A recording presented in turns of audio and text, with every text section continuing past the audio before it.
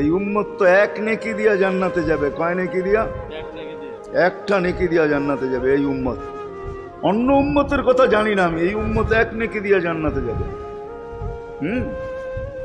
নবীর একটা আদর্শের কারণে জান্নাতে যাবে। সিরত মানি আদর্শ। আর এটা আমরা কদমে কদমে মুহতাজ।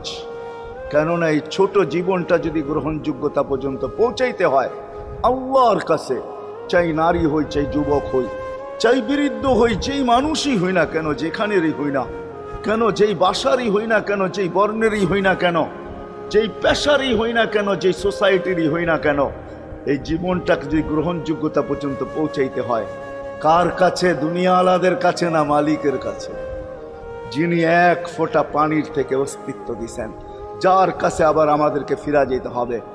পালানের কোনো সুযোগ নাই। এই জন্যই কোরআন আমাদেরকে বোঝায় আইনাল মাফার। আল্লাহ বলতেছে